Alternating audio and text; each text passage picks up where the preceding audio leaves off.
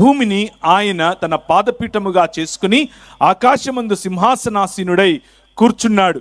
తన చొక్కాయి అంచట ఆయన కలిగించినటువంటి, ఆయన నిర్మించినటువంటి, ఆయన ఆలయమైనటువంటి భూమి అందంతటా వ్యాపించి ఉండే మహాఘనుడు ఈ దేవుడు, ఈ రాజు.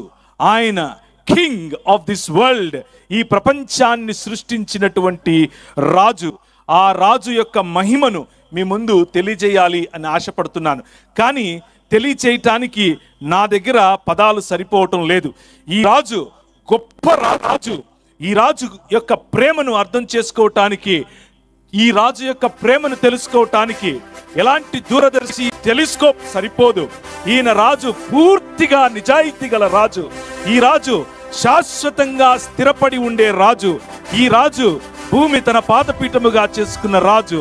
This king made his heavens as his throne. ఆయన తన సింహాసనముగా ఆకాశమును మలుచుకున్నటువంటి రాజు. ఆ రాజు గురించి ఈ సాయంకాలం మీ ముందు ప్రకటించబోతున్నాను.